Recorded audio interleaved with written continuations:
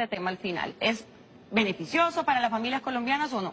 Yo creo que en el balance neto el resultado es negativo, porque si usted mira las cuentas que ha establecido el Ministerio de Hacienda, que ya algunas de ellas ya se las presentó al Congreso de la República, lo que se establece es que en los próximos 4 años se va a duplicar el recaudo de IVA. Así que los colombianos vamos a tener que pagar el doble de lo que pagábamos IVA al final de este periodo, que van a ser 4 años. Sin embargo, el ingreso por habitante de los colombianos no se duplica cada 4 años, se duplica cada 33 años. Así que esto necesariamente va a tener un efecto negativo porque va a ser cada vez más difícil llenar el plato de los alimentos de los colombianos. Le voy a dar algunos ejemplos. El arroz va a tener que pagar 403 pesos más por kilo, un colombiano cada vez que compre arroz. Por el plátano, 353 pesos más por kilo. Yuca, 357 pesos más.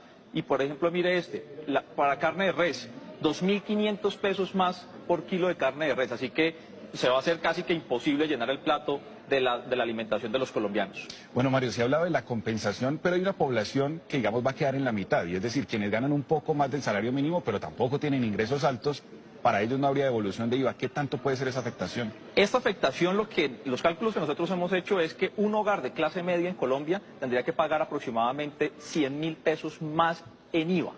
¿Sí? Y pues no van a obtener ninguna devolución, pero la devolución para Sisbén 1, 2 y 3 también es algo que por lo menos en la práctica, en la actualidad, es imaginario, porque ¿cómo le van a devolver el IVA a una persona que compra un puñado de arroz o que compra una cucharada de aceite? ¿Y cuál es el mecanismo técnico que está estableciendo el gobierno para devolver esto? Por supuesto que yo lo que creo es que los banqueros en Colombia sí están felices porque para que se le pueda devolver el IVA a esa persona tiene que hacer parte del sector financiero, tiene que tener una cuenta de ahorros que tiene que pagar administración, así que este va a ser el mecanismo por el cual van a arrastrar a un sector de la población a financiarizarse.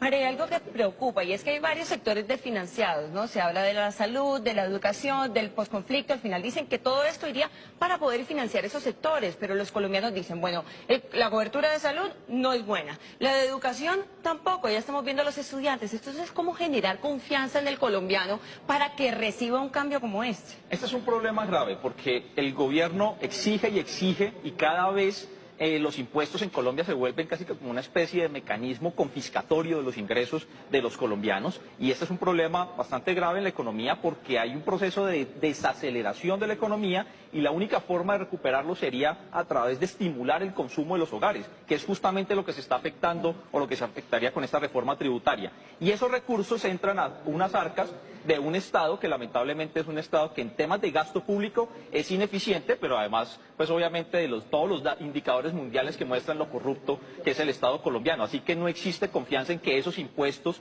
se puedan transferir nuevamente a la sociedad en materia de bienes públicos y de servicios que la sociedad necesita.